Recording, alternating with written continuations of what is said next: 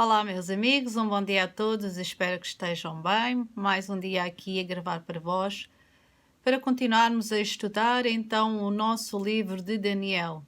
O livro de Daniel, escrito pelo próprio Daniel, há cerca de 2500 anos antes de Cristo, e que nos dá então uma previsão daquilo que haviam de ser os dias para o futuro.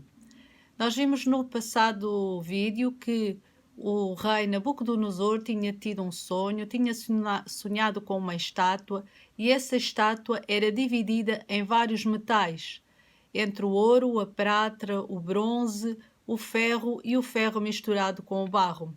Vimos também que Daniel deu a indicação ao rei do que é que significava essa estátua e também a divisão dela em vários tipos de metais, que seriam então reinos que viriam a seguir ao reino de Nabucodonosor, ao reino da Babilónia.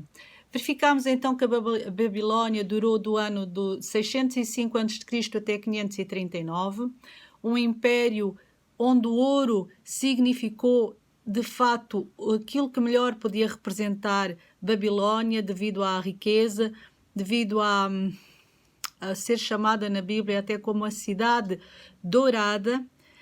Um copo cheio na mão do Senhor, um copo de ouro na mão do Senhor.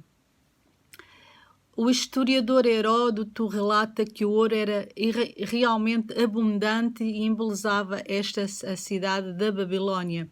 Depois da Babilónia tivemos então a Medo-Pérsia, que durou de 539 até ao ano 331 a.C., a Medo-Pérsia, que foi a altura em que dominou Ciro, e que o bronze era aquilo que mais os identificava, porque as suas armaduras eram normalmente de bronze.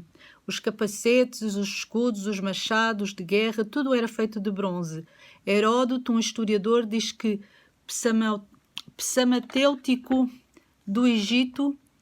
Psamético do Egito viu um grande exército invasor de piratas gregos e o cumprimento de um oráculo que predizia que os homens de bronze viriam do mar. Depois temos então a Grécia, que aparece com Alexandre o Grande, o terceiro império a seguir à Medo-Pérsia, nos anos 331 a.C. até 168 a.C., com o ventre e os quadris de bronze.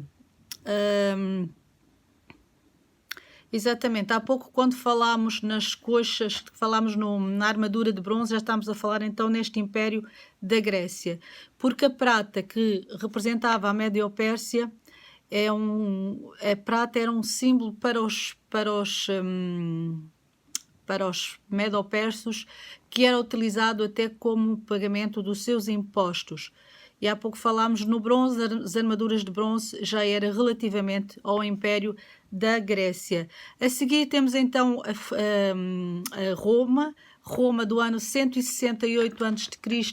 até o ano 476 depois de Cristo, que simbolizava o ferro, o metal muito utilizado não só pela força que este império teve e do seu domínio, mas também porque este era um metal perfeito que representava este império. E depois, quando aparecem, portanto, os pés misturados com ferro e com barro, temos um império que vai de 476 depois de Cristo até aquilo que nós consideramos ser a volta de Cristo. A mistura do ferro com o barro significa que os dois não se misturam e significam que temos um reino dividido considerado como a Europa.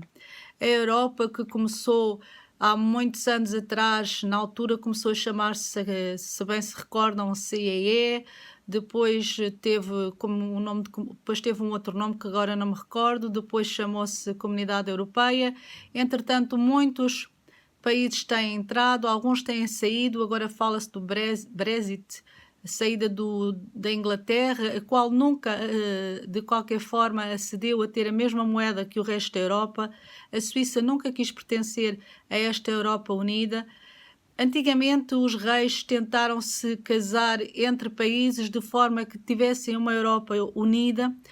O que é real é que a Europa nunca esteve unida na totalidade. E assim a profecia diz. Portanto, os pés de barro e de ferro representam então este novo reino que está agora, que é uma Europa não unida, mas uma Europa dividida e que nunca vão conseguir, por mais que tentem, que ela se fique unida, porque na profecia diz que ela não se conseguiria unir.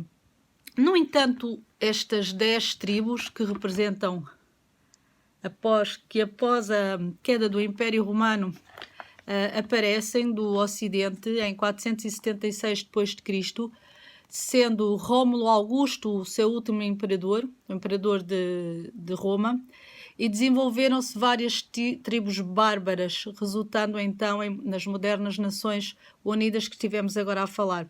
Nós, quando estudamos lembramos-nos perfeitamente das invasões bárbaras, dos bárbaros, e os pés da estátua eram então a mistura do ferro e do barro, o simbolismo do reino dividido.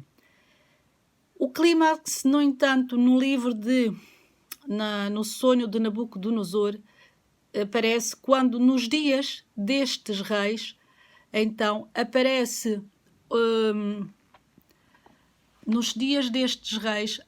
então uma pedra que é cortada sem mãos humanas e que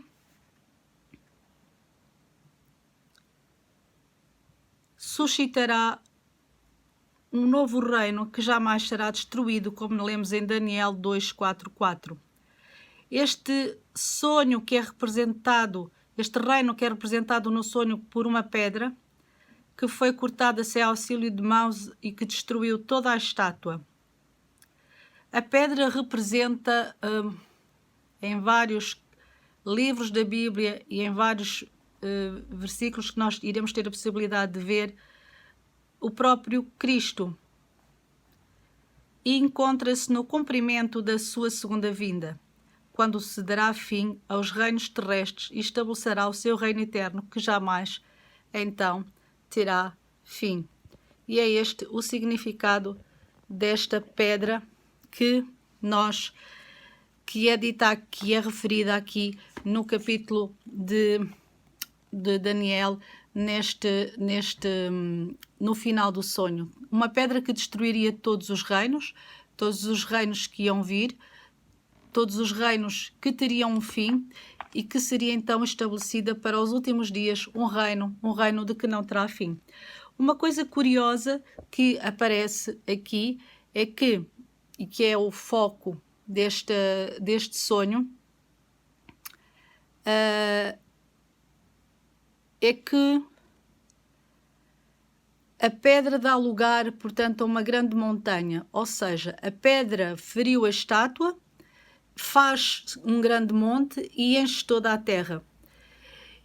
E esta montanha, tipo que dá uma lembrança de um grande monte, como o Monte de Sião, o lugar onde estava localizado o templo, a representação concreta do reino terrestre de Deus nos tempos do Velho Testamento. Portanto, a montanha que, segundo o texto, já existe e provavelmente aponta para a Sião celeste, ou seja, o santuário celeste, de onde Cristo virá para estabelecer o seu reino eterno. Esse reino encontrará o seu cumprimento final na Jerusalém que vai descer do céu. Nós vamos ver estes versículos no próximo vídeo, uma vez que já está o vídeo um pouco longo, e vamos então ver estes versículos cuja pedra significa o próprio Cristo no próximo vídeo. Entretanto, espero que fiquem todos bem, tenham um bom dia.